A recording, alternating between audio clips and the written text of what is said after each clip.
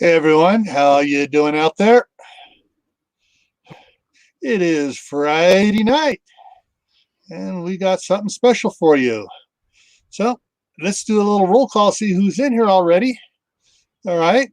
First we have Phelan, Clan Wolf, Evil Twins in here. Wide Family Farm, Southern Ohio Prepping. Obviously, he's up here on the screen with me. Big Dreams Homestead, The Red Shed,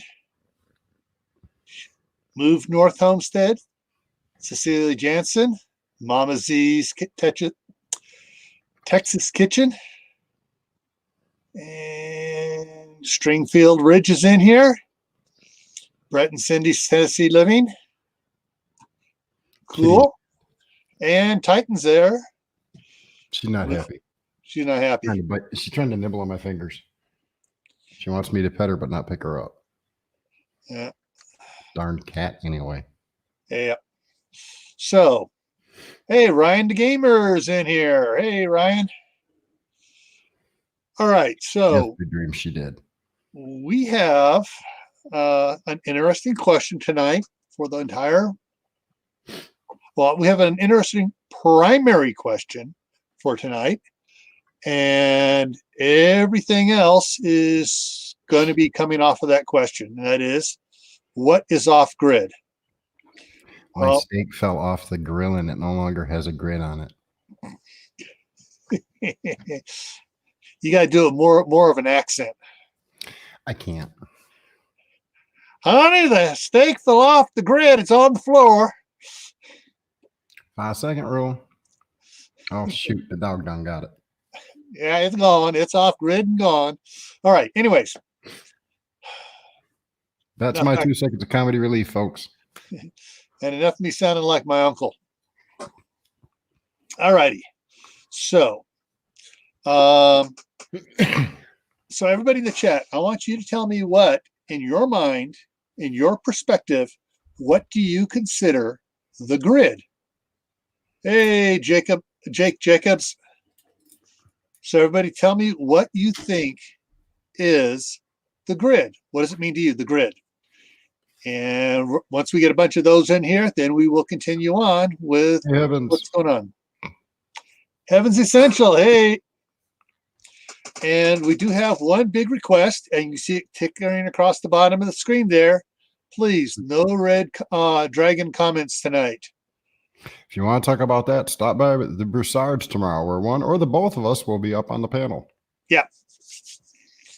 I just spent today emailing and talking with Brett,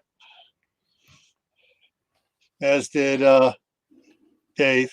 So I'm going to go ahead and take that banner off here and going to start reading some of the comments here. Hide that banner. Oh, you can see who we are now. Okay. Oh, hello, Lori. All hail the Queen of the North. Nope, not doing it. She still hasn't made me my cake. Okay, so first one to respond was Big Dream Homestead, and they said to them, off-grid is off public utilities. All right? Fair enough. Cecilia says grid is using public utilities. But there's more than just one grid, folks. Yeah, so let's see what we got here going here. Don't worry, I'm not going to spoil it. I'll let them come up with it. Okay, Mama Z says the electric, internet, cell. Now we're getting somewhere. Okay. Lori, if you put it in the mail, Customs done already ate it. You know what they do to MREs. I mean, look what happens to Karen and everybody else that gets MREs in the mail. Customs goes through it and usually takes the main course out of it and throws all the rest of it back in. Yeah. So I ain't getting it. I was mad. All right. Okay, anybody else want to say what they think the grid is?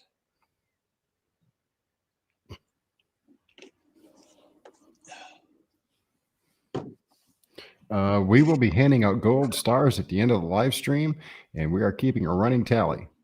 At the moment, Mama Z has one, and so do a few others. We'll see who gets the most. Okay, so Lori's asking if sanitation, i.e. sewer, water, garbage be a grid. No. Okay. Are you drinking wine from the bottle? This? No. See, it's clear. I can see you through it. You can maybe see me. It's water. I drink water, apple juice, grape juice, orange juice, and milk. Well, and milkshakes too in the summertime. And root beer occasionally. I make my own shakes. All right. I grab the table and go. Okay. All right. So I'm going to pop something up here. Okay. Originally, the grid was a term developed by the energy companies and the Department of Energy to in reference to the transmission lines going from substation to power plant transmission lines. That originally was the grid because it was laid out like a grid work through all the cities and everything else. So the grid originally was just and only electricity. Because still, when it was established and stuff back out in some countries, and still even now today, some rural areas, they have electricity, well water, septic tank, propane, or wood burning stoves. So for them, the grid is only the electrical. Now, then some other people started coming along and started, how do I do this without swearing? You can't. Butchering, it begins with a B as well, butchering the name of the grid to refer other things. And so then we have Wikipedia saying off the grid or off grid is characterized of buildings and a lifestyle designed as independent manner without reliance on one or more public utilities. Okay, so now it's starting to include other stuff, such as, water, sewer, natural gas. I blame us for the Wikipedia stuff. Yeah, everybody puts stuff in there. I'm always going in there and finding stuff on preparedness and stuff and correcting it, and I give reference to it too. Ancient references, back in the '60s. Jacob, I know where Marquette is. I used to live in Mount Pleasant and Detroit. Yeah. Hello, Alfred. Yeah. So now there's offgridworld.com. Capitalizes public utilities. Ooh, they're limiting it to just public utilities. Okay. Because besides public utilities, you can have propane gas and delivered into big tanks and stuff. And I've heard, and I couldn't be able to find out where it was. There was some place that a company that bottles natural gas like propane and sends it off to same thing. Okay. All right. We got one more person coming to us here in a minute here. Now, Scott, I'll bet you. Yeah, I bet you're right. So my grandmother grew up. She was born in 1899 up above Coeur d'Alene in Idaho, up there in the finger of Idaho, sticking up towards Canada, pointing at Canada, saying, "Stay away, you guys." Sorry, Lori. And they were really off grid when she was born. There was no power. They had a three-seat outhouse. You walked in and there were 3 seats to choose from. Up here, Scott, let me get over here. He's focusing up, and there we go. There's Scott. Welcome, Scott. Hey guys, I'm late. So that's okay. And so, I mean, their lights were kerosene lamps and candles. Their water was a well. Later, they got a well plumbed into dug right next to the house and plumbed it up in, so they had to pump actually in the kitchen. Hello, Deborah. But for most of the time, they were truly a off-grid house, no electric, no nothing, nothing. Right. Later, they got electricity, and they were on the grid, on the grid. So, that's from my perspective, growing up, hearing from all my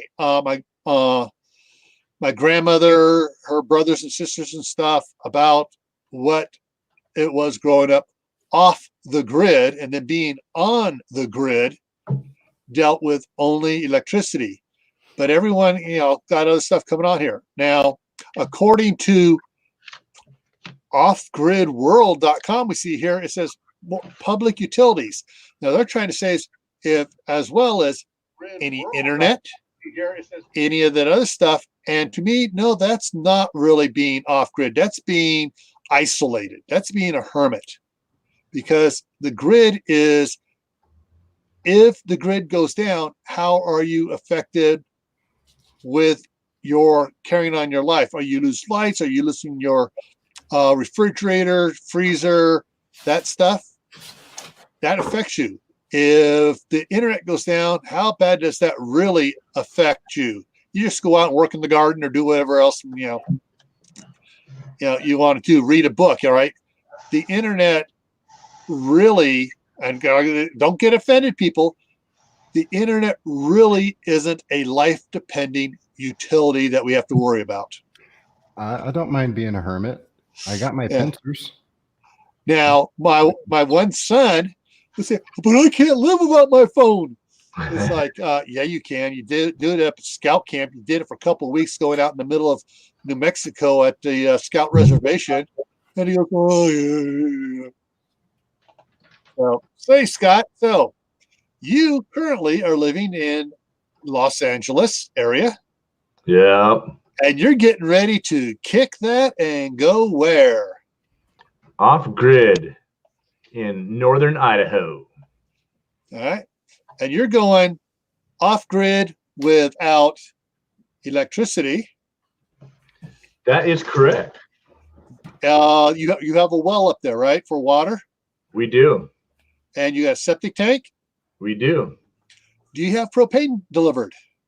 Not yet. We have propane tanks that we have to take to town, but I plan on getting a 1,000-gallon tank to do it one time a year. Okay. So and it's all permitted, by the way. Yeah. And so technically, by some of these definitions I was reading there about being public utilities, a propane company is like any other type of sales company, like going to the gas station. It's not a public utility. You can choose from which one you want to buy it from. So getting your propane tank is not being on the grid. Right. Okay. Yeah, exactly. We're not disconnected from society. Exactly. And that's what some people think, is that being off grid means you are totally disconnected from society. Hey, Will, just in time prepping. Hello, Al. Hello, Kathy. Uncle Al. Oh, Kathy. Sorry, I missed Kathy coming in. Ran in. We had like 8 people just walk in. Yeah. Queen is in the house. I hope everybody brought their hand sanitizer. I went out and played in the dirt today, so my hands are kind of dirty. So when I shake your hand, make sure you got hand sanitizer. Okay. Did you buy it off 9252 off grid is hit. Life off grid is here. And see who else? Our Cabin in the Woods came in. I missed them. Who else did I miss here? I'm scrolling back here real quick, guys, trying to catch 925. Did you catch that one? Yeah, I got that one. Okay. All right. So for me, though, personally, you heard what Scott's doing. He's going to have you can have solar up there, and what else? He's going to have me. I'm hoping to have micro hydro. A little hydroelectric, because you got that nice creek flowing through the property year round. Yeah. Hey, Tim and Tibor. Hey, Tibor. And Tim. And Tim. And Brastard. The main Arger. Yeah. What was that? The main Arger in the house. Yeah. The 9252 life. What's up, Chad? And so and you have a well that's going to be on electrical. You have solar up there already, right? Yes, And do you have a backup generator? I do. Dual fuel. Dual fuel, yes, I love it. Gas and propane. Yeah. So, fair warning, folks. Julie is going to go soak her hands into vodka to see if it makes her giddy, and then she's going to go butter toast. Everybody stand clear. Anyway, she butters the toast with her machete, doesn't she? Yes. Okay.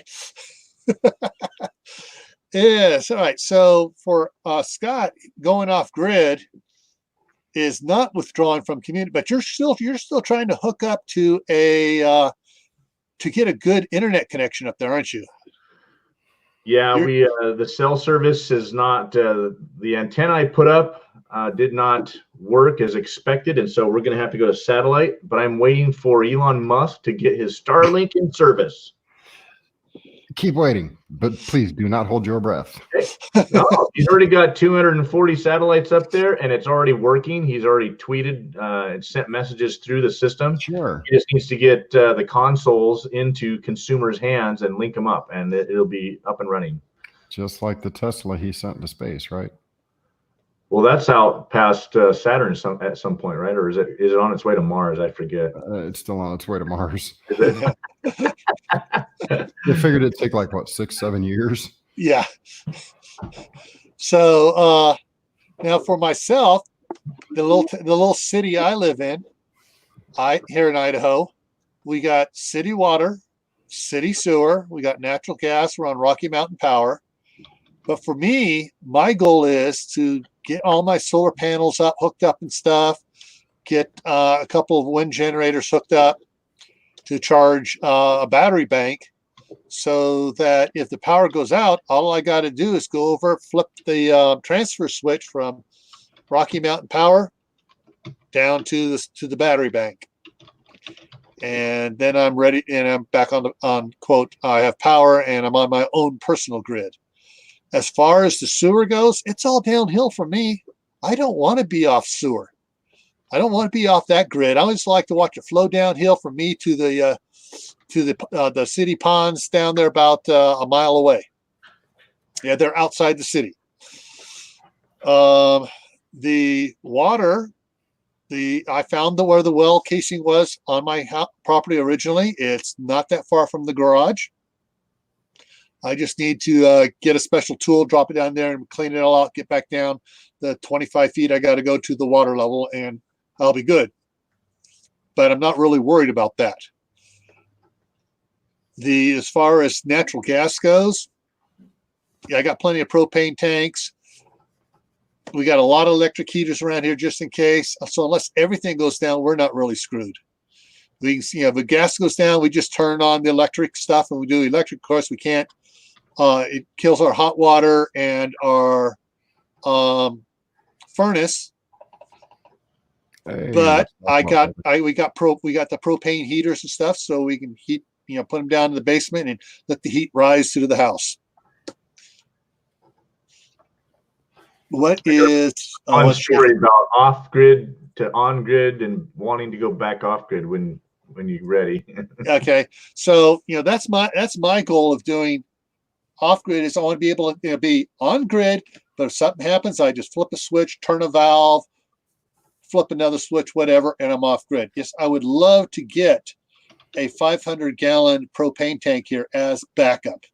So all I need to do is flip the valve, and on a couple things I may need to adjust the jets, like the furnace and for the hot water heater, but that takes me about half an hour to do.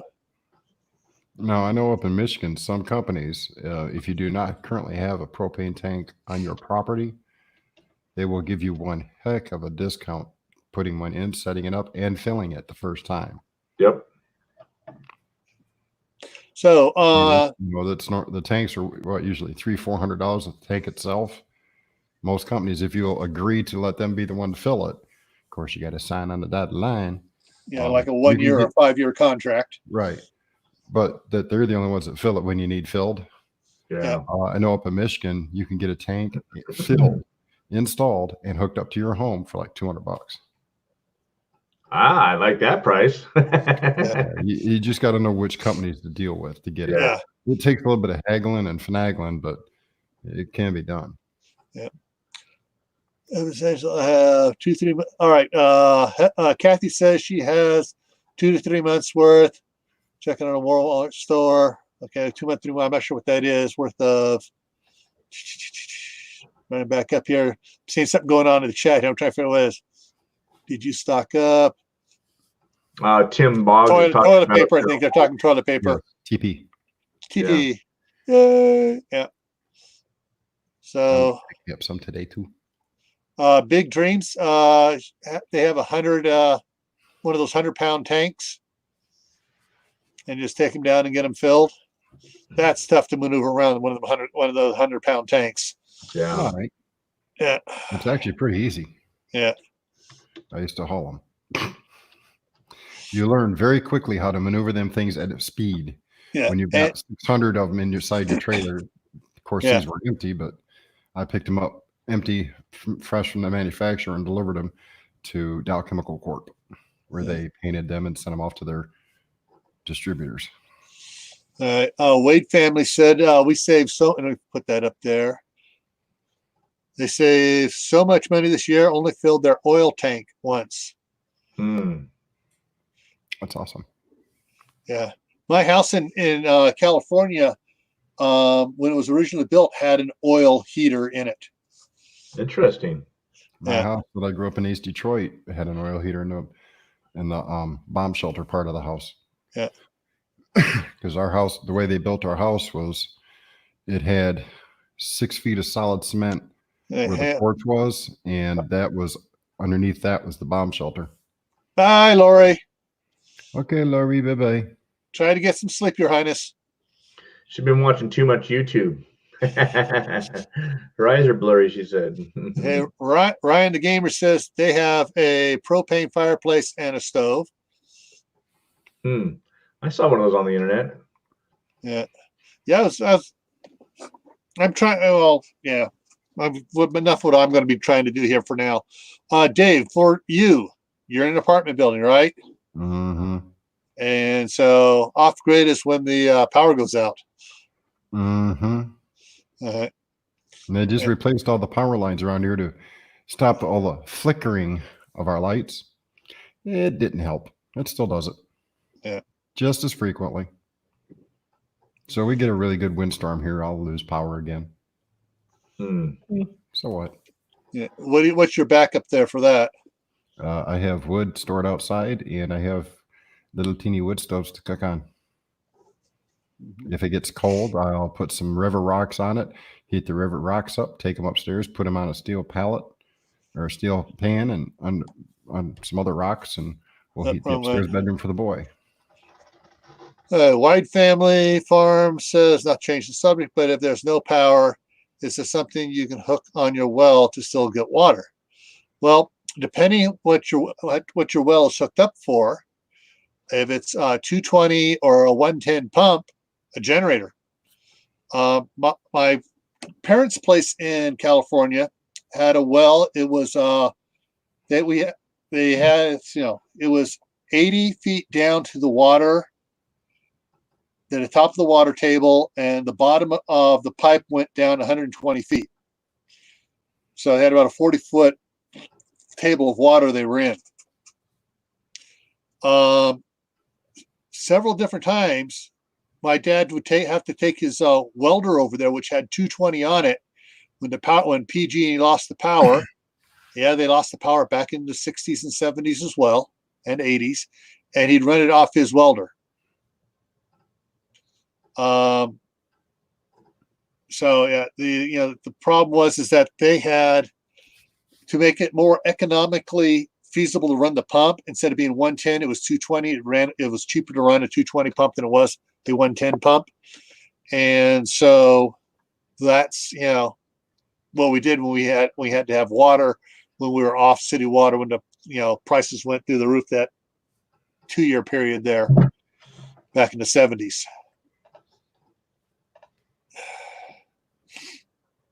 All right, Tim says that Amazon has 300-watt inverters for 129.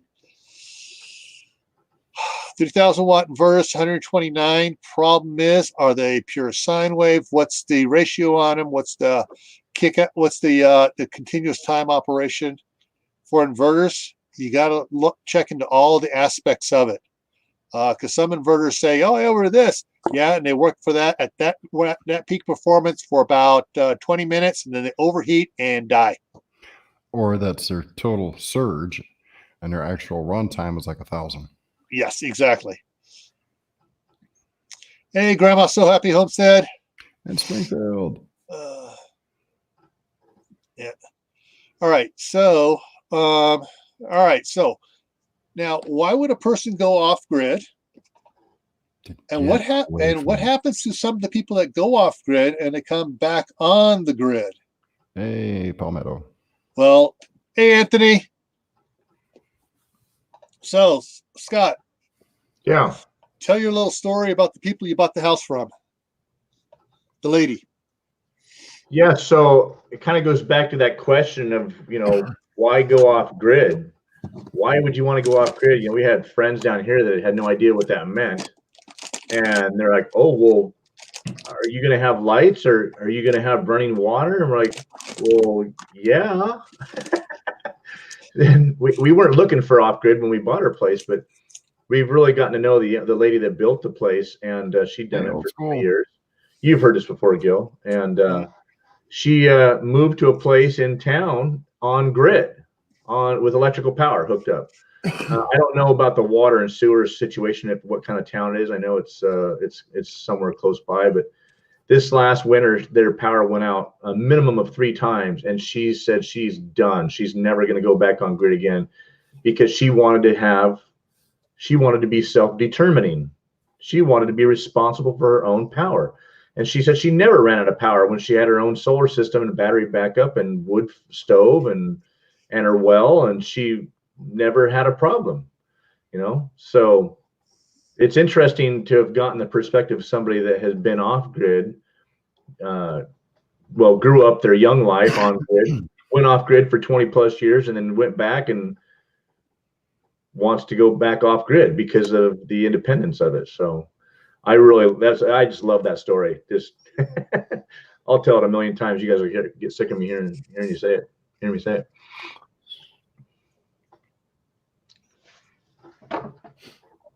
Oh yeah, give a thumbs up, everybody. Oh, I already did. We got 23 watching. Uh-oh. I see one disappeared. I see 22. It's probably Al. He had to go check his routers. Yep. Yeah, Big Dreams that's a good comment that he put up there, that there's so many different levels of off grid. I mean, and when he says that the people that are off grid don't use electricity, some people don't even use electricity, they use oil lamps and a fireplace. You're absolutely right. Now that brings up an issue of power consumption. When you're off grid, you have to regulate how much power you use.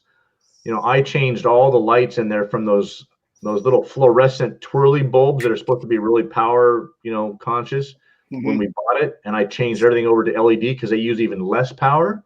Now I have to go tweak my inverter because they draw milliamps instead of, or just a few little watts compared to the other watts that the other bulbs were. And the inverter won't stay on because it doesn't sense enough load. So there's definitely a learning curve there. A friend of mine up in Michigan had that issue, and what she did is the first light in line from the inverter into the house, for the wiring into the house, they put a regular incandescent bulb there, and that provided enough load to keep it on, as well as all the LEDs. That's interesting. Well, here's something interesting thought, but that means you're leaving on because the inverter actually draws about 30 watts just to run itself. So you've got the inverter on plus that bulb and then whatever else you got going on. So that means you're constantly pulling on your batteries all night long. Yeah. But I'm talking about when I get up to go to the bathroom at 2 o'clock in the morning and I want to flip on a light, if it's one single LED, it won't stay on. It starts to flicker and go on and off because the inverter is looking for a load. So it just brings up the issue of power consumption and, what kind of appliances are you going to have? And, are we going to, I want to get my wife one of those wood burning cook stoves. I grew up with one of those, and that way we don't even have to use propane. We use just wood. It's basically free cooking. So that's another level of further off grid, you might say. Well, Scott, check out Reed's site there when he's talking about his stuff. He's using 12-volt LED lights and running directly off the batteries, no inverter. That way you're not drawing on it.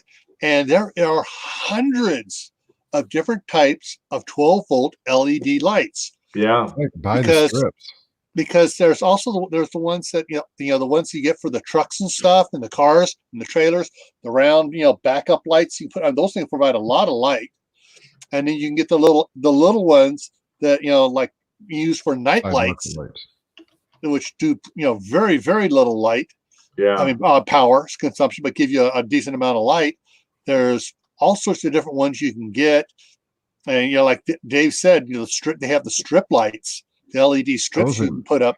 If you're looking for a way to get to the bathroom, you can buy them strip lights off of eBay, waterproof, for like $6 for 15 feet, and they're splittable. You can cut it in certain sections, so you can put depending on how much wiring you want to do, you can take and run a wire to a section, to another piece of wire, to another section, to another piece of wire, to another section.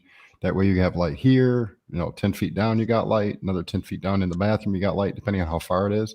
So you can have 3 different points of light off one switch, and you're pulling almost no current. Yeah. The only problem with that is that you'd have to run smaller gauge wire to those lights. You couldn't use the regular Romex that the house is already ran with. The house is completely run with. It depends on a normal house. Yeah, it depends how you can break off the circuits. If the lights are on separate circuit breakers from the wall plugs, you can break it off easy and change all your lights fixtures to 12 volt and pull that Romex out of the breaker box, or install a transfer switch type thing and another transformer there, but inverter there, and run those on 12 volt directly. Right. Yeah, we were talking about doing some rewiring for sure. Yeah. Yeah. And I think I'd rather just get my hydroelectric hooked up and have 24/7 power and not worry about it anymore. Go geothermal. And I don't have any of that in my area. I didn't think there was in the middle of Michigan either, but by George there is. Huh. Yeah, I think you got to go about 100 miles or so to the west of you, Scott, to get back to the geothermal stuff. Right. You got some down towards where you're at over that side, isn't it? Yeah, we have supposedly our area has a lot of geothermal around here. Just how far down you got to go and how close you want to get to Yellowstone. But I mean, it's interesting on my property here. Some areas the snow's melting really quick and it's muddy out there, and other areas you go 20-30 feet away and it's frozen solid. And I've noticed that the way the pattern of rock around here in the layers, the gravel and stuff, some of the areas where there's a lot of gravel and cobbles and stuff like that, the heat comes up through it from down below, so there's more stuff on the surface for it. But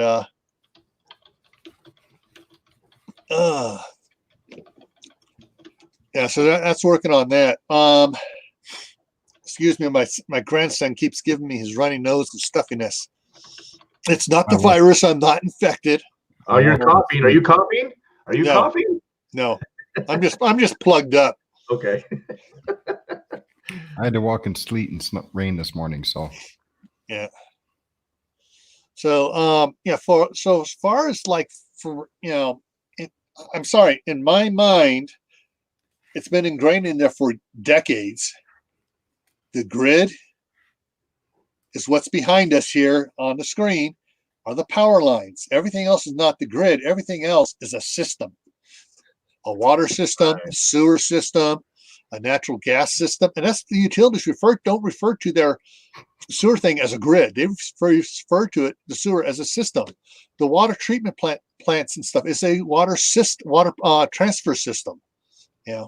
So the utilities themselves, the only ones that refer to themselves as a grid is electrical. So being off grid, like I said, if I can get things worked out here in a couple of years, I'll be able to go off grid like that whenever there's a problem. Yeah. I'll still be on city water, city sewer, natural gas. If there's a problem with the gas distribution system, I hopefully will have a 500-gallon propane tank here that I can switch things over on. But, and he's like, we're planning on putting in an outdoor kitchen by the shop, so that in the summertime we don't have to heat up the house. We can cook outside, enjoy the outside and stuff and everything, like barbecuing, only using a stove and an oven and everything out there. And that's all going to be propane anyways. Right. So once that's installed, so long as the natural gas doesn't go down in the middle of wintertime, we have, we're set there. And to change the hot water heater over to run natural gas isn't much of anything, because it's not a big jet. It's just a valve that opens up and goes through the distribution burners to go off, and it's all means is that going on natural gas, going on propane, it's going to burn a little bit hotter.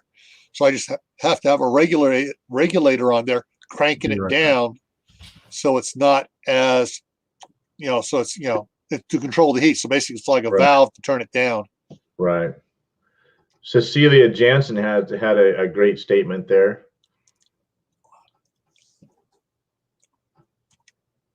All right, get it back up here. All right. That's okay. Like that's what some people have the assumption of what the grid is. And I'm not faulting you on that. That's if that's your opinion, that's great. But to me, because the grid being what it is, being the grid, and how something in at Niagara Falls could affect the grid out here in California, because it's the way the power is transferred and shuttled around. That's the drawback to being on the grid, because if something happens there, it affects everyone elsewhere. If there's a problem with natural gas in Texas, New York, Oklahoma, and at the same time, it doesn't affect us out here, because it's not that interconnected, and it's not an instantaneous. It's not the gas doesn't travel at the speed of light, and there are a lot of reservoir tanks along the way that fill up to keep every area sustainable. But paying for water here, understand that my little city here, up until they decided to form their own water company, and it's the city's water company, everybody had wells. And so they all banded together. Okay, we're going to vote. All right, we're going to make our own water treatment plant. And they have the big, huge well and the water tanks and everything else put into it.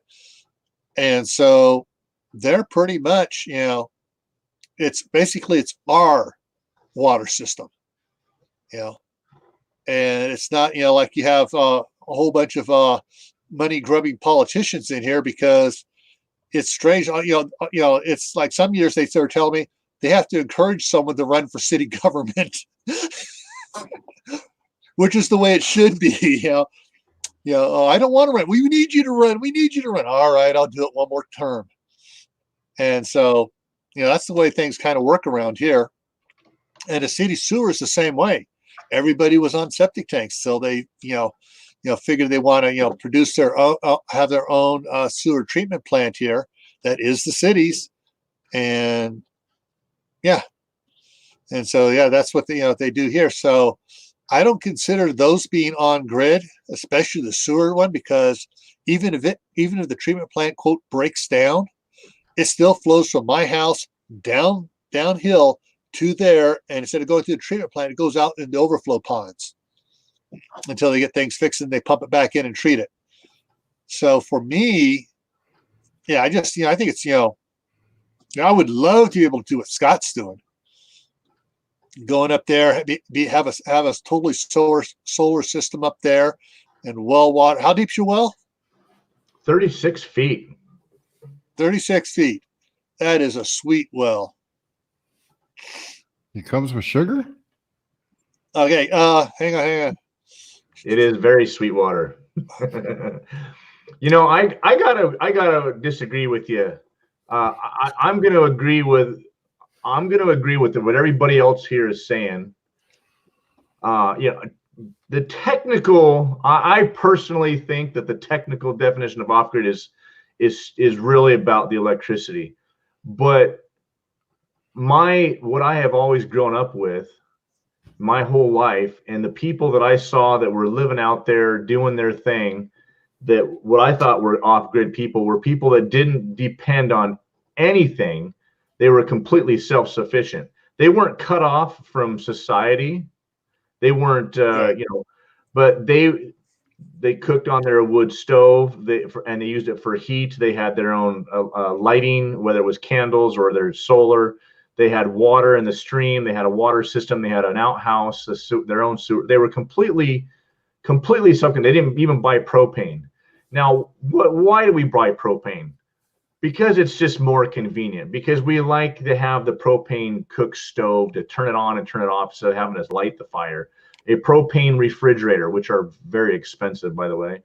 Propane items like that, because it's just more convenient and instantaneous than the wood. But for me, honestly, I kind of feel like, and that's why I want to get a wood cook stove, because I'd like to be able to save a little bit of money and cook on that stove as well as heat my house.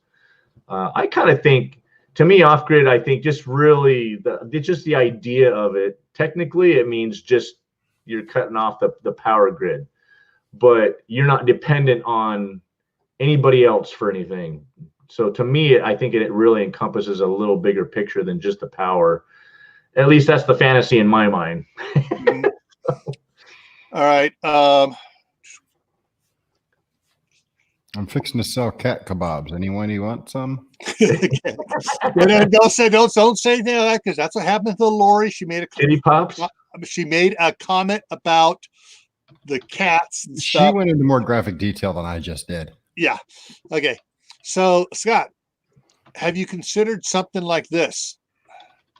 The outdoor wood boiler that you can bring. Basically, you run your water line into the house that's heated, and that way you have your instant hot shower. You have hot water in the kitchen for washing dishes. You have hot water for the washing machine. Tibor is right on the money. I looked at all of those systems. We are going to have, I promised my wife, a wood-fired hot tub. We know a few channels that have those, and I think they're fantastic. But I looked at that, running some copper wire or some copper tubing into my wood stove and run it into a big tank and heating up my own water instead of having a water heater. I have a propane water heater, guys. Sorry. That's not technically on grid, except I have to have propane to use it. There's a local guy that actually makes those stoves just not 10 miles from me. Really? Mm-hmm. I looked up somebody online. I think they were in Ohio. I want to say one of the companies that makes those. Those are cool. There's a couple of them out there. Hey, Scott, you got a basement? I do.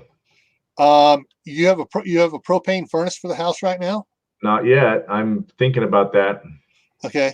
I have seen some when I was looking at the outdoor wood burning boilers and stuff, indoor wood burning boilers that are hooked up to run. It heats the water, and it can act as a furnace as well. Huh. I've also seen for these outdoor wood boilers I just had up there, they have for your central air system, they have basically it's like the big radiator thing, runs the hot water through and the air flows through it and you heat your house off of that. There's that type system as well. I've looked at that one for years, but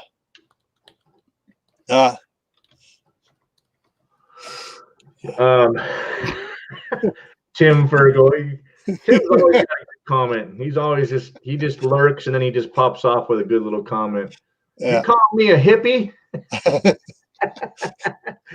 No, I didn't I think we think were going to go hot tub and naked. Although our neighbors can't see us, that is an option. All right. Hey, Prepper Sapper, see you later. Have a good evening. All right. So yeah, up there where you're at, and nose is just bothering me. Sorry, guys. I would love to have your place up there and have one of those outdoor wood burning things, because you can run, the old water baseboard heaters for individual rooms. Yeah. You can plumb those up for whichever room you want to heat up, one of those outdoor boilers. Yeah. And then you just have a individual thermostat, control that opens the little, 12-volt valve that opens and control them on that. So that's runs totally on solar. Yeah, there's a lot of neat systems out there, and I'm not sure how it's going to happen. Exactly, big dreams. I'm not sure what we're going to. The biggest issue for me is going to be a heat pump. It's going to be an air handler, and that takes electricity. So I've got to have better power to run that. The wood stove I have puts out plenty of heat, but as we all know, heat rises, and my two top stories are a vaulted ceiling. It's all open concept. So all that heat from the wood stove rises to the top. So I'm opening up the windows upstairs because I can't sleep at night because it's too hot, but downstairs it's still 50 degrees. And my wife, she's cold, so I need to get that hot air up top moved back and recirculated back down, which takes a heat pump. That's the way my dad did it when he built the log cabin. It was on grid as far as electricity. We had a well and a septic. Everything else was off, not connected. But the electricity ran the heat pump and basically moved the air from the top floors where it was hot and redistributed it through the vents and the floors on the bottom floor and kept the house very evenly heated. It was wonderful. But that takes power. So that's going to be my issue. I'm not worried about hot water or heat at all. It's a log home. It'll stay warm once I get it warm. It's just the electricity issue. So, yeah. Well, the stovepipe off the you have a wood burning fireplace in there, right? It has a stovepipe, not a stone chimney, right? Correct. It's a stovepipe. Okay.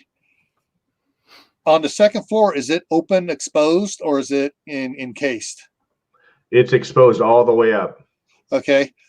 There is on Amazon those little contraptions that are kind of magnetic, whatever. You stick them to the metal, it has a fan, and when it gets hot, it has it does the fan, and you can put those up at the top aiming down. Now, I bought one of those, and it works amazingly well. I hadn't considered about sticking a few of them to the actual stovepipe on top and pointing them down. That's an interesting idea. But problem is it's 1,600 square feet on the bottom. So even if I put 4 of those, and on those things, to be fair, their fan blades are maybe 8 inches, the big ones. Yeah. If I stuck 4, one on each corner, it wouldn't move enough air to move that hot air down to the bottom. So I really need to have an intake up top and then have it redistributed down to the bottom somehow. And then at some point I need to heat my basement. So either another wood stove down just for the basement, or have an air handler that can distribute the heat through the whole place. So I got a few challenges there, but it's like I said, it's a log home, and it warms up and stays cool. And if I can get that hydroelectric going, I'm golden, man. I'm telling you. So. All right. That's how it says you get a camp shower, take the nozzle and the hose, get a barb fitting, thread it to the bottom of boil 5 gallon. Well, yeah. That's basically that's kind of what Reed is doing, where he's mixing the hot and cold water from his little heater, and everything gets really hot. And he's now, while his heater was out waiting for the new parts, he's just boiling water, and he has 1 bucket of water, and he using his temperature mixer to mix the water from the red cold tap. So he has, like winds up with like 15 gallons of warm water to take a shower. Right. Well, I'm married, happily married, and I want to stay happily married. Mm-hmm. Therefore, the hot water heater stays. Yeah. Come hell or high water, you'll make sure she's got hot water. Yeah, that's right. Yeah. That was my promise. Yeah. I mean, there's a lot of opportunities for different levels of going off grid, people. I mean, you can do it one step at a time. You can go whole hog. You can, Scott's totally going to be totally off grid up there.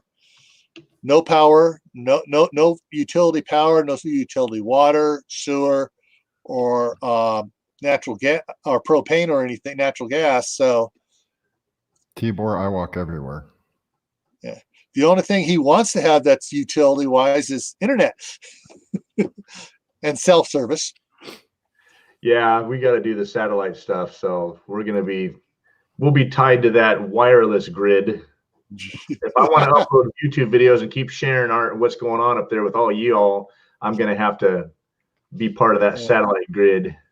That's what I was just going to say. If you're a YouTuber, internet is no longer a luxury. It is a requirement. Yeah. Yeah.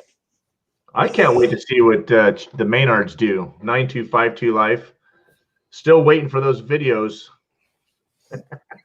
Where are they right now? What state are they in? Chad hasn't said what state they're currently in. I put out a notice earlier. All videos will be pay-per-view. I can't tell you what state Chad's in yet. I tell you, I'll have to kill you. Just kidding. You're gonna have to wait for Chad to put out that video. Man, he got quiet there. Look, no more chat.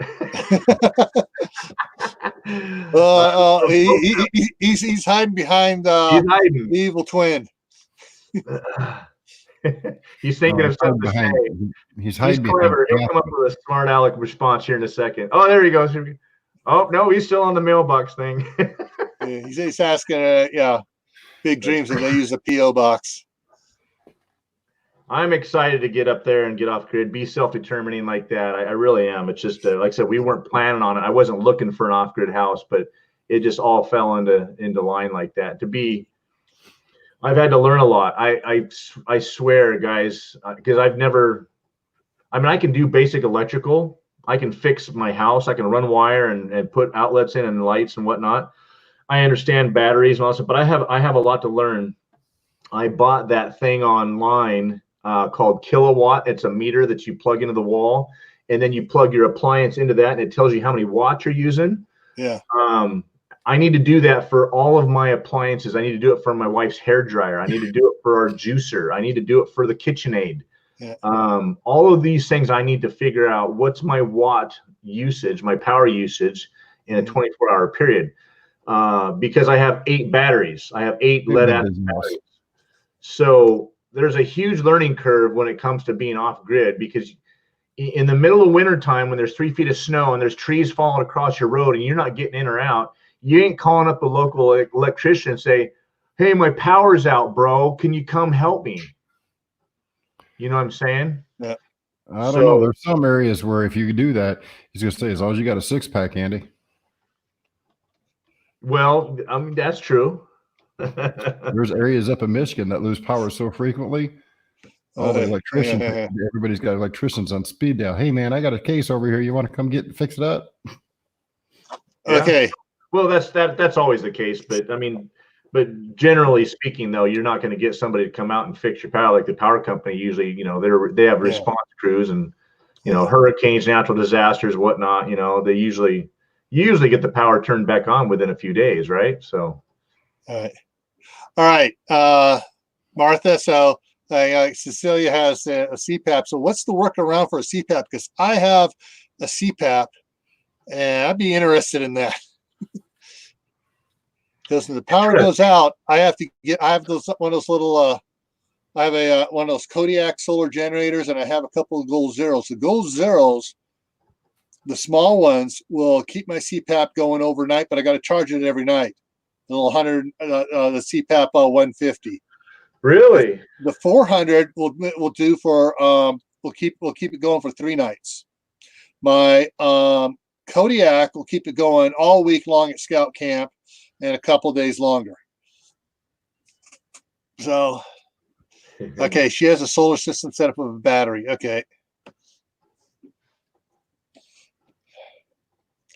Yeah, because basically when I was at Scout Camp, I had to take for my I'd take a 100-watt solar panel up there with me to charge up my stuff, which wasn't too bad for the Kodiak, because I could charge that up and it would last me for like 3 weeks. But by the end of 3 weeks, because the 100-watt panel is charges so much, and it would last for about 3 weeks with 3 of us on it.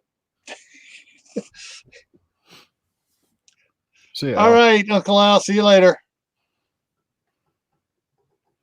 We all need to pitch in and buy Uncle Al some fans to mount on his router. Oh, that's what he needs to do. He needs to get one of those stovetop fans that runs off the heat. That way, it heats up and starts cooling itself back down again. No, there's 12-volt and 5-volt circuitry inside those routers. Just get a couple CPU fans, figure out what the easiest one to get to is, pop the case off, cut a hole in it, direct solder the wires to the circuit board, constant fan. Yep. Big dreams. What's everybody afraid of us talking about them when they leave? Where did that start? I think Tyler started it.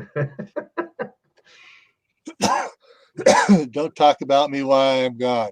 Well, hey, all right. That's just all right, guys. We got to talk about Big Dreams Homestead now. Check out her video. She's got a little shed that she's turned into a house. Pretty cool. So Chad brought up a good point about if I had a ceiling fan to push the heat, the hot air up to the second story back down to the bottom. We do have one of those, and that does help a little bit.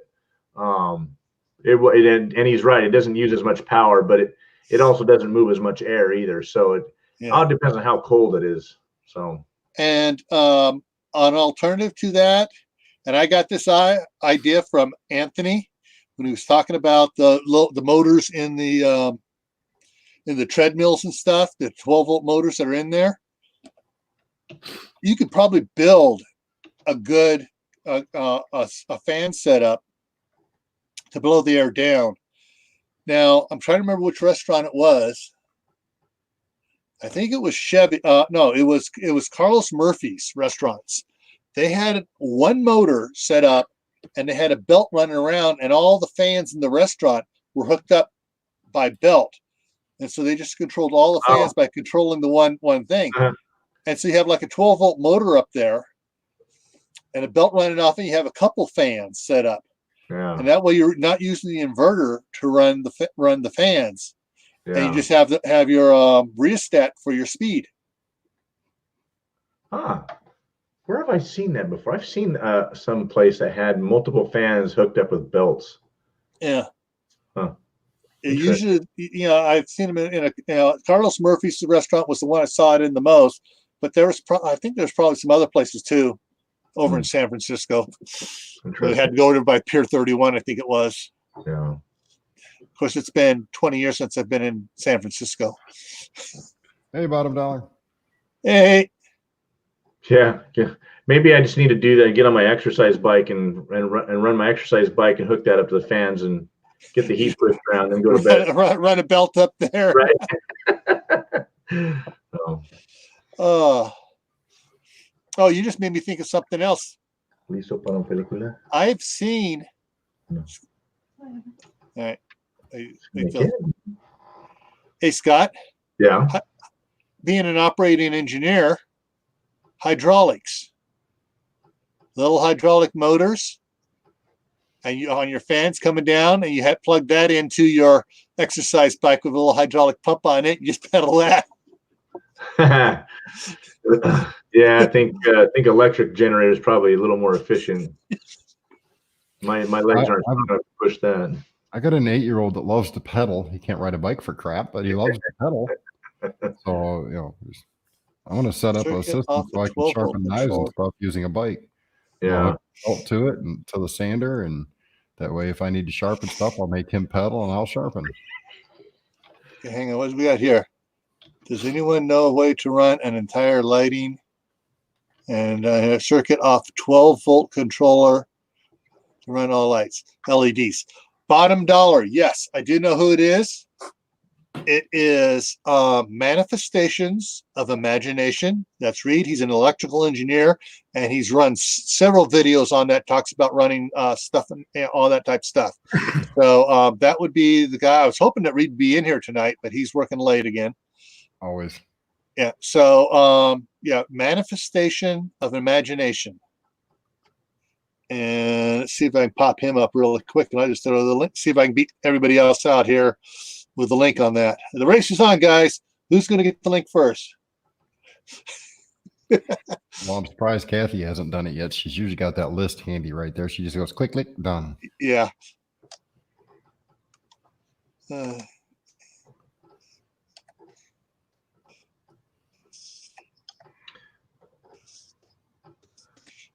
Yeah, you know, a lot of people do that, Chad. A lot of YouTubers do that. Ryan beat you to it. Ryan got it. All right, Ryan. There we go. Okay, there it is. Bottom dollar. Ryan, and then Kathy right behind him. Woohoo! There we go. And I got it up now on mine finally. But hey, oh well. Yeah. You're losing your touch, Kathy. Hey, at least you congratulated him. Hey, well, you know, I think I may have scared her a little bit. I fired her earlier today. Uh-oh. There we go. She made sauteed mushrooms. That's my kryptonite. Sauteed Told her in the mushrooms. video, she's fired. Oh, she was on email. That's why. We got some great new channels. Hey, Lone Star Prep. Great new channels. Yeah. Fantastic channels. New channels, the small channels that are just starting out, and got some fun stuff coming up. I can't wait to see. All right. So everybody here, if you are not subscribed to Dave, there. No, wrong way. Wrong way. Dave. Or to. There you go. Right there. Yeah. Scott, go check these guys out. I mean, Scott just put out a very interesting video. I only saw part of it. It's run the entire time in the background here, and I'm going to go back and watch the whole thing afterwards again. But I got to get my thumbnail up. I ran out of time, and I had to come over here. I was on a phone call, and I didn't get a chance to put my thumbnail up. So it's just me with a dumb look on my face. So excuse I've that. had a few of those pop up, especially on my live streams. You know, pops up on Facebook. You going? It picture exactly. It picks your face. You're like, I have a thumbnail almost ready to go. Be nice, Kathy. So Hey, Gil, Kathy, come on up here. You can get in the. Anthony, come on up here. He went to bed. He said his meds kicked in. His meds kicked in. Okay. Yeah. We just need to get three females up here. Then you can say it's the Brady Bunch. Well, the thing is, it'll only list to 6, not 9 slots. Right, but if we got 3 and 3, then Yeah. 3 guys, 3 girls. That's half the Brady Bunch. Yep. Just missing mom, dad, and what's her name? The maid. Florence. Yes. That was mom. No, okay. What's the maid? All right. Ryan just threw up Southern Ohio Prepping's link there. Julie, you are now fired. Yeah.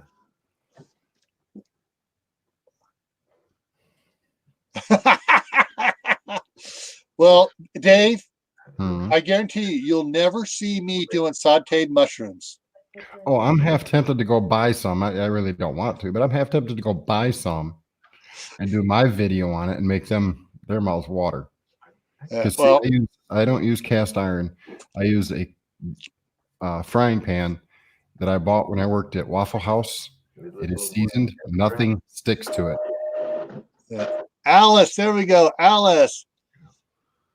The Gardner. gardener. Came up with the answer. Alice. Oh, Michael up there.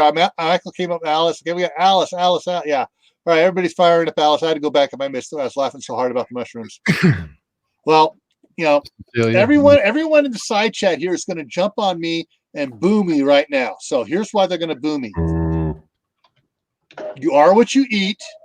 I am not a fungus. I will not eat fungus. So I will not put mushrooms on anything I eat. You don't want no little fungus among us?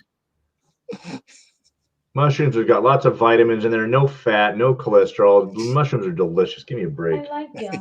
I knew there was something off about him, Scott. Great. I knew there was something very off about Gil. Now we know what it is. Olivia likes you, Gil. T-Boy goes, boo. Oh, Wade family. All right. He says, yuck, me neither. Yuck. Well, I hate to tell you guys, but I think us mushroom lovers outweigh and outbid you guys. Yep. Rubber. Yeah. He calls it You know rubber. how many morel mushroom videos I've watched about North Idaho? Morel mushroom is a big deal up there. I cannot wait. I didn't even know they existed on my property. They're out there. My pastor and his wife go hunting morels every year. Yeah. Was it $12 or $20 a pound for morels or something? Yeah, you can't afford to buy them. You have to go hunt them yourself. I can't wait. And they're supposed to be delicious. Oh, they are. All right, Tyler. Yes. Beefsteaks are great. Tyler, my man. Beefsteaks, if you eat too many of them, actually are poisonous. Oh, interesting. Yeah, you can't. I like beefsteaks, but I only eat like maybe a medium thin slice on a burger. Yeah. That's it. Yeah. Morels or any other mushrooms, I'd kind of ladle 3 or 4 ladlefuls on a burger. Mushroom soap. Yummy. So off-grid people have to feed themselves when they're truly off-grid. Mushrooms, they'll learn to eat. Not only that, but it is a very highly sought trade item. Yes. Yes. Well, I will pick them and sell them to somebody else. There you go. Well, then you'll have plenty of supplies then. Yeah. Yeah, I know my wife loves mushrooms. My daughter loves mushrooms. My one son, the other one is like me, tongue crossing my lips. Oh, Tyler. I've never had that kind of mushroom, Tyler. I wasn't going to bring that. We're not going to be that off-grid. All right. Heaven said like Scott likes shrooms. Chicken mushrooms, whatever that is. Yeah. Well, morels are called chicken in the woods. Tibor said that, right? Yeah, Tibor said he's right. Said it didn't really taste like chicken though. That's funny. No, I don't like those either, Tim. Those are the bad ones. Those are those are legal in California now. By the way, Hey, Glock and roll. Legalize mescaline. All right. Somebody brought up pizza. pizza. And roll. He brought up pizza, so I'm gonna do the division here. Find out like Steve did on his. Pineapple, does it belong on a pizza? Yes. Everything. Yes. Is legal. Pineapple with ham and bacon. No. Pineapple and pepperoni. Ryan. Pineapple and pepperoni gives it the sweet, savory flavor. It's actually very good.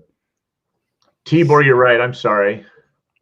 Who just did a video last spring about chicken in the woods? It was Dave Reese from Imaginator Wood. Yeah. He did one. It's one of those. It looks like a shelf, and it grows on stumps, and you get the right ones, and you cut those up, and you have to fry them and soften them. That's right. It was Dave from Matchmaker Wood that did that one. Pineapple. Blue Healer says pineapple and shrimp on a pizza. Nope. Nah, I don't know about the shrimp. I'll put it this way: if I'm not cooking the shrimp, I'm not eating it. That's one of them seafoods that have to be cooked perfectly. Yeah. Or either it comes out tasting like leather and chewing like leather, or it's very hazardous to your stomach. Howie's in the house. Howie, food Hey, for Howie. permaculture. Hey, Howie, you like mushrooms, right? Gil don't like mushrooms. I bet Howie grows mushrooms. Julie says that's why there are Hawaiian pizzas. Yes. Ham and pineapple. No. My pepperoni. my second favorite pizza. My first pizza, you guys will never guess what it is. Not sardines. Oh God, I hope not. Ugh, Or anchovies. escargot. It's got to be escargot. Nope. My favorite pizza is a 6-cheese pizza. Oh. Well, if you don't want to go to the bathroom for the next 6 months, I guess that's okay. Right. No pepperoni. Michael got it down there. He had cheese. Yeah. My third favorite pizza was one I made when I was one winter when I was off work from construction and I was working at a Pizza Hut. Took a made like a stuffed pizza, only in the middle. In the middle, we put the barbecue sauce. We put the ground beef instead of the pepperoni. Put the other layer on it. Bacon, ground beef. I mean, and more barbecue sauce on it. Basically, made a super double bacon cheeseburger pizza. Barbecue bacon double cheeseburger. Yeah. Oh. Yeah. Another thing I want to do at our off-grid place is I want to build a pizza oven, a brick pizza oven. Yeah. Go Yeah, clay. My son wants to build one here too. I'd go clay. I'd go the original clay dome. Uh-huh. Fire on the backside. Yeah. They cook so much better that way. Yeah. Yeah. There's hundreds of videos here on YouTube of how to make them that way. Yeah. Anna said, check your Marco Polo, honey. I don't have Marco Polo. Oh, she doesn't have Marco Polo. Well, Anna. Sorry, guys. That Needs was to go get it. completely probably. I'm sorry, Gail. That's okay. It's a YouTube community. What can I say?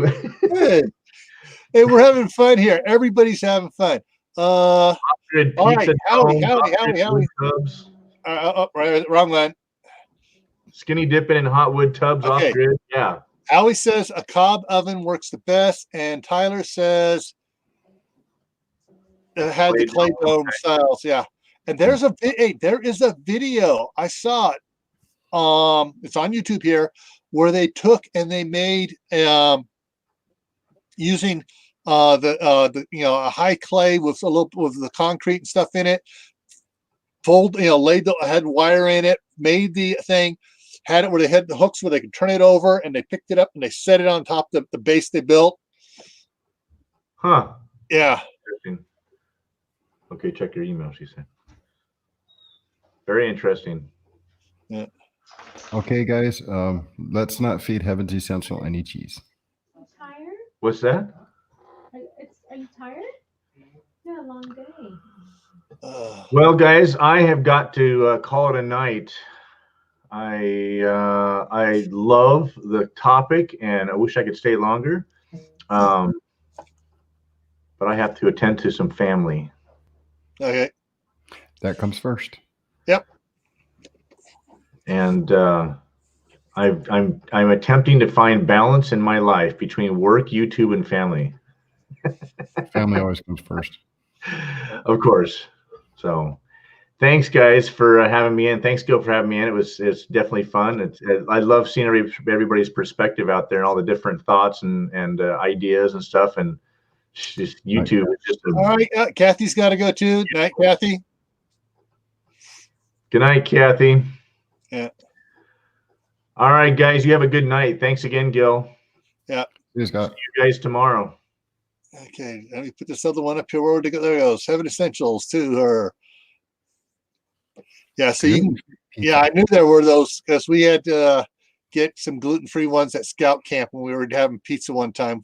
We had several scouts that needed gluten-free ones, so we had to order those. Okay, Mimsies. I didn't even see you sneak in here. Yeah, I must have not been paying attention. Yeah, I feel real bad. I missed Mimsy's live. I got to go back and watch the rerun on it. I was Martha over there at Old School Prepper had sent me a bunch of edits on my novel, and I was in there. I was deep in there, just going through it, and all of a sudden I looked up. It's like, oh man, the last 2 minutes of her live. Yeah. So.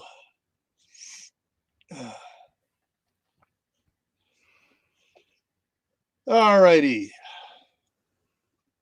So, anybody else that has come in in the latter half here of the thing, it wasn't here for the first half, or at least even the first, 20 minutes of it or so. Here's the question for you. What is your opinion, thoughts? What is off grid, or what does the grid mean to you?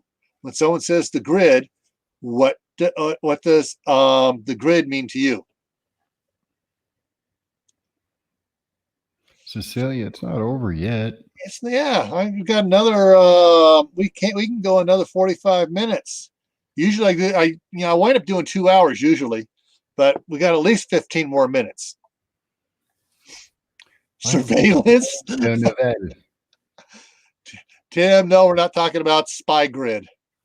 WD Glocken says electricity. There you go. Yeah. Julie says, what is the name of your novel? I'm working on it here. I'm going to show her the pictures of the novels. Oh, pretty pictures. Yes, pictures of the covers. Hey, Sand Hollow, I didn't see you sneak in here. Yeah. Butch has been here for a little bit. Okay, the grid is here.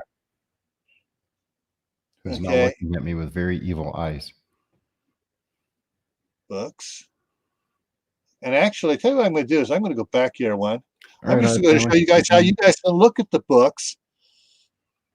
Okay, so put this up here. So if you go to theassetcenter.com, one word, theassetcenter.com, then you click on books here. And then it talks here, you go to Against the Wind Saga. All right, there are 3 books in here, and Against the Wind Saga, there is the Against the Wind series, the Scout and the Ninja series, and the Family Compound series. The Against the Wind series, book 1, has been fully edited, and we're about 2/3 of the way through with Martha editing the Scout and the Ninja for me. And Ash's I was like one. What? WD Glock rolls taken off. All right, see you later, WD. And Ash's, I just lost the name of their channel.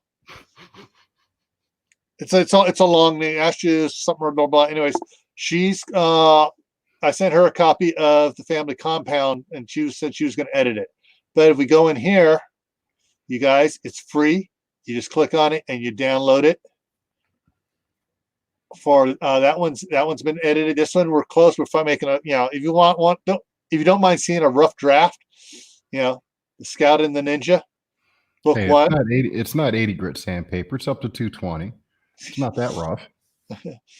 But right now, let me pop out of here for a second and bring it back so I can bring this other one up here. So. Yeah, so right now the edits, we're up on chapter 13 for what I'm catching up on what she's done, and there's only 22 chapters in the book, but she's done more that I haven't gotten to that I got to get to later tonight. But that's page 225. So I can scroll back here so you guys can see here. The Going for you. So this is this is the cover of the first book. The second one is going to be titled "A Ninja is Deadly," and so yeah, I'm working on these a series of books here and trying to do YouTube at the same time and rehab the the 5 acres here that was neglected and really left in bad shape. Right now, I would take 5 acres in the middle of nowhere that needed help. Yeah. Good night, 9:25. Have a good night. Yep. All right, guys. Yep. BRB, need more water. Okay. So, yeah. And see if you want to know whether it's a book you want to, any of these books you want to read really quickly. The premise of the entire Against the One universe is a supersized asteroid comes into the solar system, and they don't, because the way it's coming in, it's it's at the exact plane of all the planets, and they don't catch it till it is coming through the asteroid belt, and or coming through, and it comes through, and anyways, it winds up passing between the Earth and the Moon, about a third of the way from the Earth to the Moon, and it's about half the size of the Moon. So you figure all that gravitational pull on the Earth. Yeah, you're talking about some good 1,000-foot tides as it passes by over the Afghan, Pakistan, part of India, Middle East areas. It Earth's rotating, and it passes right by. Yeah, but yeah, at least you did it over there and not against the West Coast. I mean, well, too many people. I mean, there have been too many movies taking out L.A. with San Andreas 9.1, 10.2, and then New York's been getting taken out by Day After Tomorrow and some of the other movies. Move south of New York about 280, 300 miles. And but anyways, yeah. So, but yeah, that's the premise of it. And hey guys, there's one thing that he didn't mention. They miss asteroids and comets far more often than they tell you. That's in there too. There is stuff that comes that's so close to the Earth that they don't see until, oh shit, crap, that just missed us. How do we miss that? It happens way more than you guys realize. Yeah, and I pulled a lot of information from some sources I have, both with some of my friends over at USGS and some of my friends over at NASA. So I got a lot of interesting stuff in there in the main book. But yeah, Howie, we're not discussing that, please. Not tonight. No, we are not talking about the Andromeda strain or its cousin or its third cousin. The dragon. Yes. See, the nice thing about that is we can say that all we want, but those in the know don't know what that means. If you catch my drift. Blue Healer, LA and New York need to be taken out. Well, well, I agree wholeheartly on the latter. The first one, more than LA is Sacramento and San Francisco. But wait until my wife moves up here in 4 years, then something can come in, take out San Francisco, Oakland, and go right on up the Delta and take out Sacramento. Hey, Sand Hollow, we really don't want to talk about that brown stinky stuff either. What about Orion and his belt? Isn't it? Doesn't Orion have that little bell ball thingy on his collar? And that's what Men in Black found a small galaxy. Different Orion. I think. You know what she was talking about. Yeah. She's talking about the astrological sign. Yeah. Well, actually, now you mentioned, she may be talking about Men in Black. You can never tell with Julie. But then the fun stuff of the other channel I've been watching here, I got reference to from Dave there, which is Suspicious Observers. The Shoulder of Orion is called Betelgeuse, and it's doing all sorts of funky things. It's actually brightening back up again. Yeah. It was dimming for about a week straight. Now it's brightening back up. And it has most people confused as to what's going on. They don't know. Did it have a micro flare? Did it have a micronova? Did it just, or did it have a big nova and it's already beyond our things and it's in its recovery stage from a nova? Who knows? It just had a big burp. Yeah.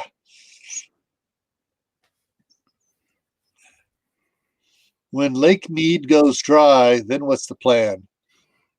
Say, tough luck, Southern California.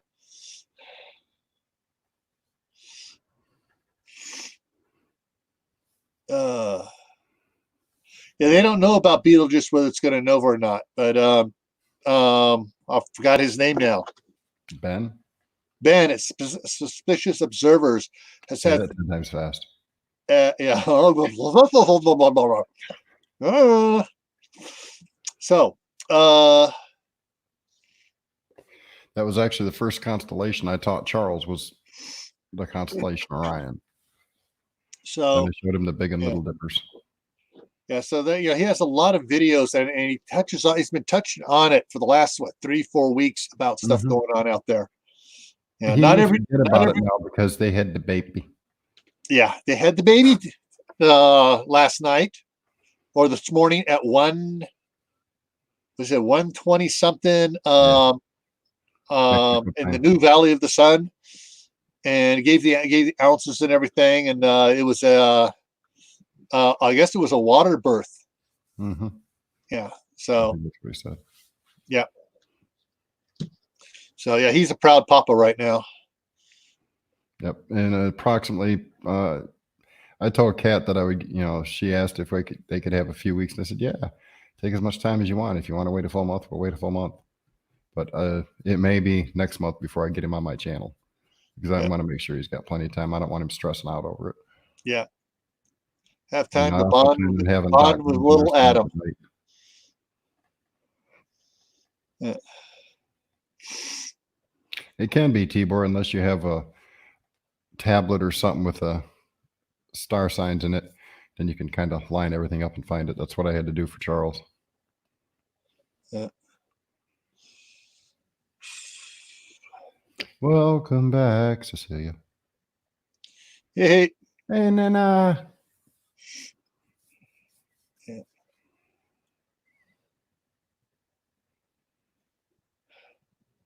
So anyways, yeah, so yeah, hopefully shortly here, a couple more weeks, we will have the first book for Scout and the Ninja done, and it'll be up there. Now, word of warning, guys, you tough guys out there, this is an action adventure, Tawaki novels and stuff, but in both novels, there is a Romeo and Juliet type unrequited love, on hold love, and yeah, you will guys, I bet you there are a couple times there you will get the sniffles. Never.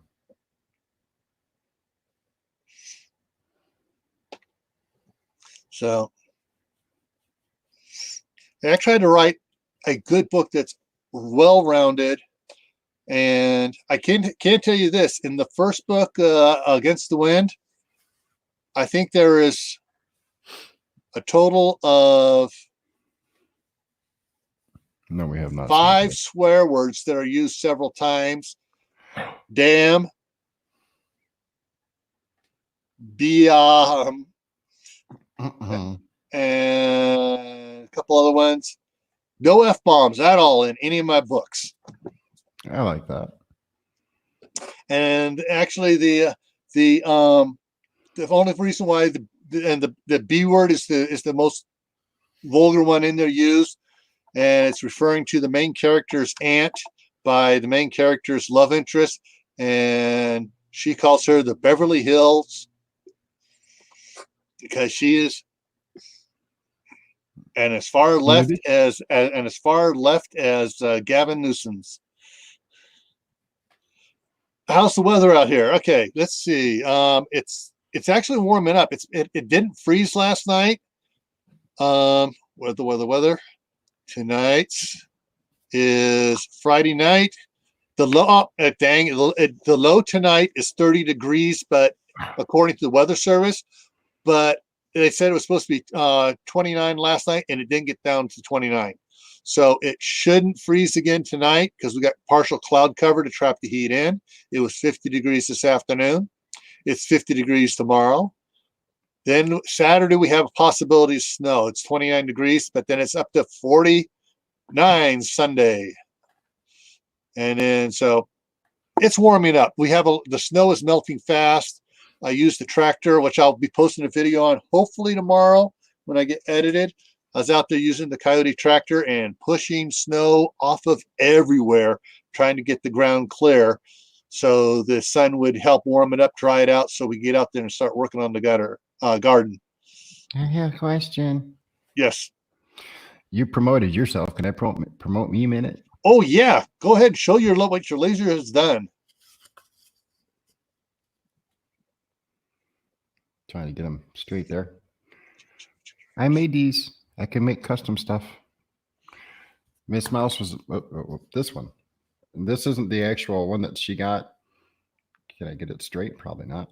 I actually added something for her, but I can make coasters and keychains and other up to a 5x5 size. So if you have something you would like wood burned, get with me and we'll talk. Mm-hmm. My email is on my about page. Mm-hmm. Close that. And I got to find out what this is. All right. So we're supposed to be looking at. I even made a little keychain. HHO.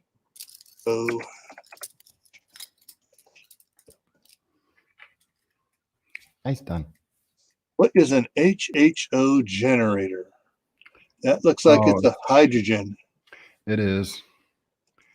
I work for a guy who was trying to develop one to work with diesel engines. Yeah. And I left the one boss to go work for him, and he fired me right on Christmas Day. And it was called, he called his hydrogen sulfide solutions or something like that. I'd have to go look at my YouTube account. I've got a bunch of emails from him. And I still have copies of the titles of every truck he had. Yeah. So, in answer to your question, no, we have not talked about it. I thought about talking about it, but I got squirrel, and we went on to another topic on it. Wood biofuel, or I believe that is called a gasifier. Have not talked about it. There is some great documentation out there from plans that were used during World War II, because a lot of the farmers were using gasifiers to power their tractors. Oh, I'd have to go look it up. There is a, excuse me, off-grid type homestead family thing but YouTube channel that posted a video, and it keeps popping up, and I don't recognize the name, so I haven't watched it yet. I might even be subbed to them. I don't know. I got so many. They have a wood gasifier on their property, and they show how to build it. So if I can find that, I'll get you the link. Cecilia, just hit me up on my email. And his email is in his about page. Somewhere. Yeah. I promise I didn't hide it. YouTube tries to, but. Yeah. All right, Howie. Have a good night. All right. Night, Howie. So as far as hydrogen generators. I'll say a prayer for him. No, we haven't talked about it, and I was kind of hoping that Reed was going to make it in here, because Reed and I have talked about it several times about the hydrogen generator versus just methane generators, which are safer, easier to do, and cheaper to do, and are almost the methane is almost as powerful as the straight hydrogen running in something. So your power loss differential is between the two. Cecilia, to answer that, I don't know if he's still watching or listening, but I think that's what he said a couple days ago on a live stream. But I don't quote me for 100% on that.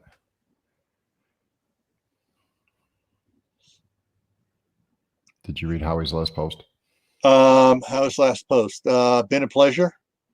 Yeah, that one. I think a lot of my family, have been called to base in Canada for isolations. Oh, ouch. Okay. Josh Connor brought up a gasifier in a chat once and got ridiculed bad. I hope it wasn't mine because I love gasifiers. I so want to be able to build one just for the fun of building it to power. And I'm probably going to get ridiculed for this again in the comments, either here or afterwards, to power a generator. One of those multi-fuel generators. Ridicule. Because if you in one of those multi-fuel generators that run on either propane, natural gas, or gasoline, you can run those really easy, convert them over to run on a gasifier. Mm-hmm. And it's not that hard to do. It's just that it takes time. In Victoria, BC. Yeah.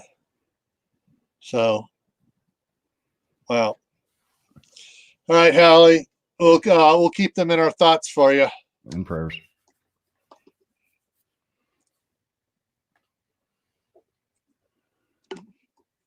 It's only dangerous. Hey, Josh. All right, Josh. It's only dangerous if those who are building it don't know what the heck they're doing. And they're trying to take shortcuts because a lot of the farmers built them at their farms and they weren't blowing up. There are a lot of document. I mean, that's what they were using because the gasoline was rationed so bad. They had to have fuel to run their tractors and they went to gasifiers. Heck, there's even an episode of Doomsday Preppers here in the U.S. where one of them was showing them building a gasifier stove. Yeah. It just happened to run across my brain of thousands of pieces of useless information. Yeah. But as far as the hydrogen generator and stuff, like Reed was saying, the methane is so much easier to do and work with and build and recover the gas, and you can do so much more with it. That's but it takes, you got to have the decomposing stuff. Who's leaving? Nana. Hey, Nana. All right, bye. Yeah. So let me see if I can find this here. Methane, not meth. Methane generator. Feed a dog pork and beans. You'll have all the methane you need. Hey, well, guess what, guys? Think on this one here. You all saw a major methane generator in a major motion picture. In fact, it was one of the key parts of that movie. I challenge anyone to tell me what movie that is. And in a minute, I will give you a hint. I'm not super fast at typing anymore. I'd Google it. Oh, you may not find it into Google, but hey, methane generators, easy to do. How to build one. Hey, guys, there's YouTube videos on how to build methane generators. Ooh. And there's even books on it too. I got a book on my Kindle on how to do a methane generator. So nobody big doesn't like it. No, beer bong. No. All right, I'll give you a hint.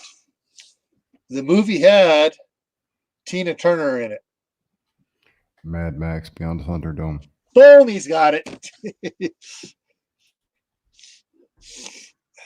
Yeah, because remember the pigs, the pig poop is fuel. They were generating methane. I was trying to run through every single movie I could think of that was post-apocalyptic because I knew that had to be the basis of it. Yeah. Yeah, that was the big thing for making methane. You've Yeah. never heard of it, Big Dreams? You've never seen Mad Max Beyond Thunderdome? Or The You Road have Warrior missed or out on- Mad Max. You have missed out on some classic education. It shows you how not to live at the end of the world.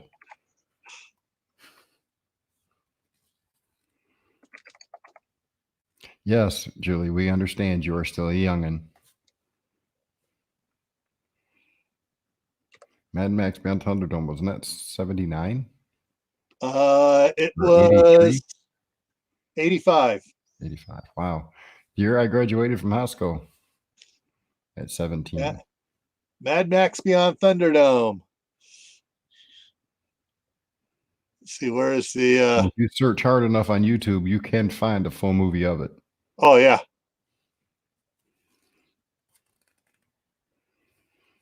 And if you happen to have Amazon Prime, I think you can get it too. Free. It was on there a little while ago, but yeah. Well, most of the Mad Maxes have been good movies. I have not watched the most recent iteration of it. I don't know if I want to, but someday I might, just so I can get a kick out of it. All right, yeah, the down in the underworld scene. It was in Underworld underneath where they had the pig stuff in there doing the yeah. Anyways, yeah. They don't talk much about how to do it other than the fact that they gave the reference of, hey, this is where we get all our fuel from. Is the pig poop. Yeah, and it was a massive It was a massive generator down there, methane generator. Yeah. T-bar, I need to blow myself up.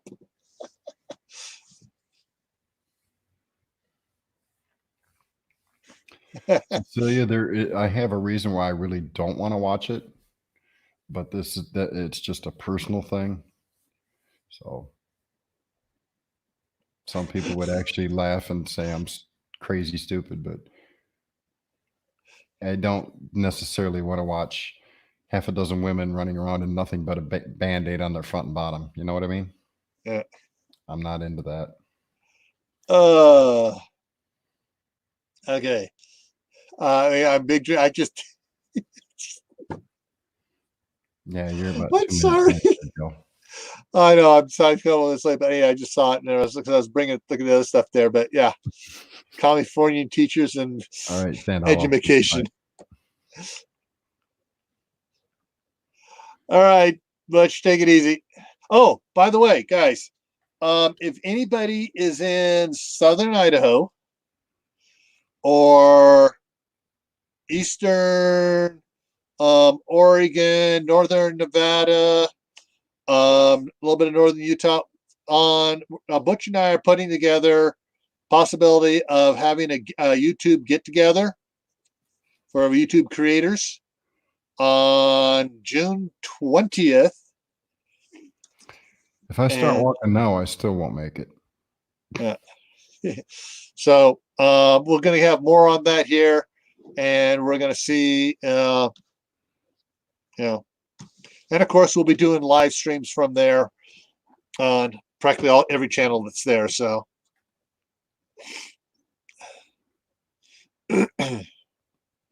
Freezing windy. Actually, not in June. It's not freezing windy. It's hot. That's just nice. Windy. But the rolling plains for nothing. Yeah. Well, this is going to be over on the western side. So you're going to go play up in the timbers? No, we're over by towards Boise by Mountain Home, I believe is what he's Butch just set up the place for at. I got to double check here. But it looks like it's going to be at Mountain Home. They're just south of Boise.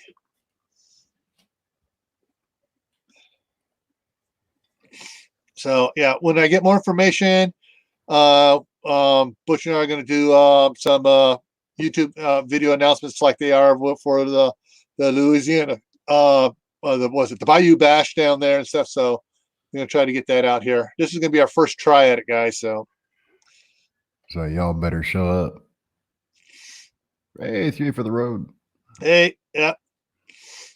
So yeah, that's where That's what we're going to try to do, aim for right now. So, and oh, by the way, the day we're doing it is the first day of summer, the summer solstice.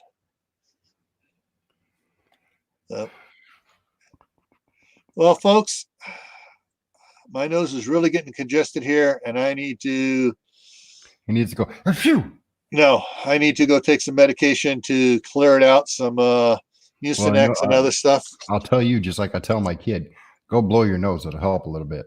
Yeah, I do he that doesn't too. Blow his nose, so it runs constantly, and he's trying to wipe it on the sleeves, and I have to smack him for it. And not too hard. No, just enough to knock him over a couple times. Do you know how you get him to stop doing that?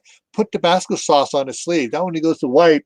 I am not wasting one of my favorite spices on his sleeves. Although I may put some on his nose, he'll want to blow it constantly. Well, that's where the Vicks Vapor Rub comes. You put a dab underneath his nose, and everything's there. No, he actually enjoys that. Oh, he enjoys that. Okay. He likes the menthol. Okay. Big Dreams. There was one that was just out that was put out by Living the Dream, and that's for the North Idaho get together in Alice in Apple, Idaho, the Saturday following on June 27th. So, that's the North Idaho get together. YouTube has been very lackadaisy lately doing its notifications for people. I get notifications on videos. Hey, this video just went live, or this video is now up. And I get over there, I click on it, expecting it to be in the video, and it's like either I've already watched it, or B, it's like 5 days ago. It's like, what?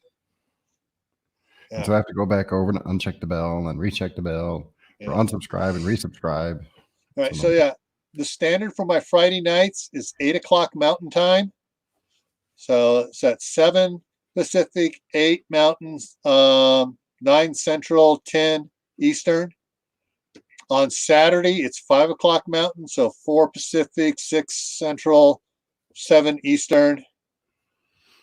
And Tuesday night is 6 Pacific, 7 Mountain, 8 Central, 9 Eastern.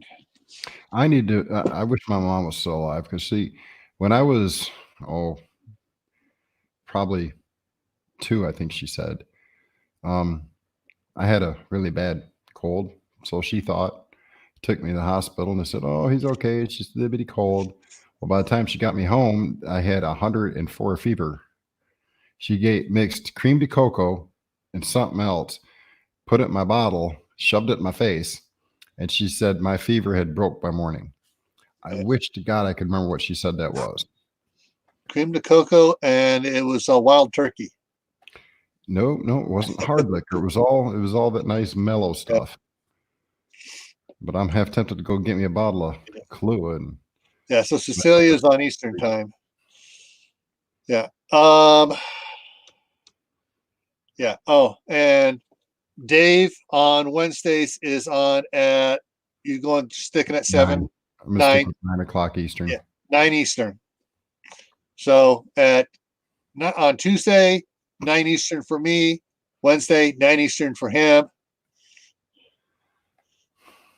So, everyone is still here on Saturday at 12 here, 2 Eastern.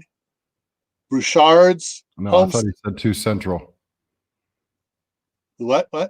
I thought he said 2 Central on his live last night. Well, when he was talking to me and emailing me, he was saying, because they're down in Louisiana. He was saying, 1 o'clock their time, 12 o'clock my time. And that's also what I got in my emails. Okay. I misunderstood. Yeah. So if they check an hour early, it's it's fine.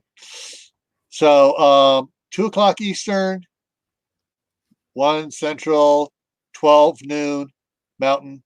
The Broussards. Yeah. Big Dream says 11 Pacific. Yeah. So 11 Pacific time.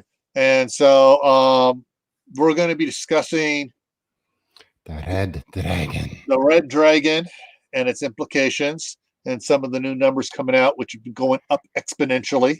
As well as different perspectives as far as being prepared. Not scared, but having the proper information to make the proper choices at the proper time.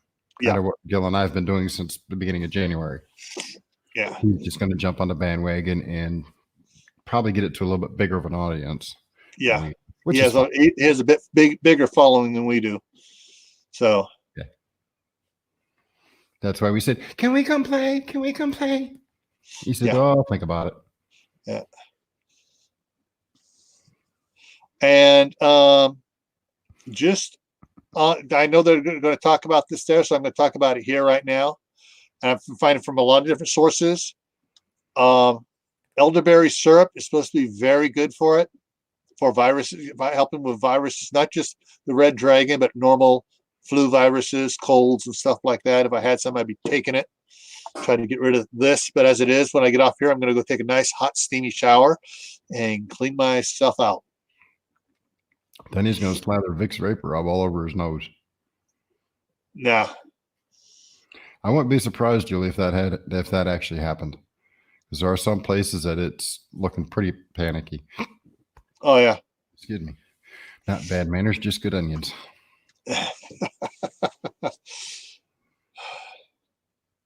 Oh, hey, Yeah. I fixed my comfort food special. Tortilla chips with a ground hamburger with Cajun seasoning in it. It's covered with taco cheese mix, sour cream, onions, and a wee bit of salsa. I ate enough. All right. So, Tim, you're saying that Rite Aid has a lot of stuff on, or for supplements, 70% off your vitamins? They got bought out by, I can't remember the name of it now. He said it earlier. I forgot. Because my closest Rite Aid is like, if we go that way, that direction from me, 3.5 miles, maybe 4. Yeah. I got my some of my supplements right here. Oh, wrong way. I got to go that way. No, this way. No, which way? I get mixed up. Oh, they got bought out by Walgreens? Yeah, that's it. Oh, cool. I got a Walgreens. I probably have to check to see if there's one in. Yeah, but the Rite Aid's the one that's got the stuff on sale, not Walgreens. Yeah. But I want to see if there's a Rite Aid up here in Idaho Falls that got bought out. Okay. Well, the entire chain did so. I want to look at one other thing. And they'll be selling anything with the Rite Aid name on it, so they can transfer and do all that flaky stuff that they do to mark everything up. Yeah. Okay, so this one here goes on. So I can bring this up over here. Before I go out, I want to. Ooh, that sounds almost good. Let's mix it with some Kahlua instead of vodka, and I'll be okay.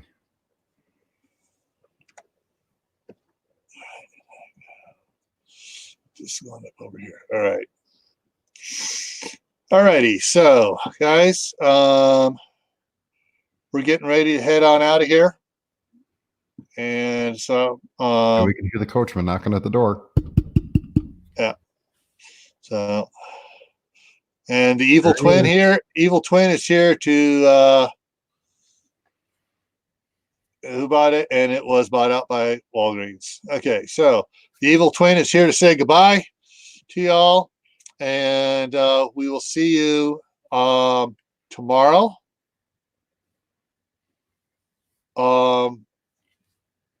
2 Eastern time on the Bouchards, and then 7 Eastern time here for the Survival Saturday, and we will be talking about shelters.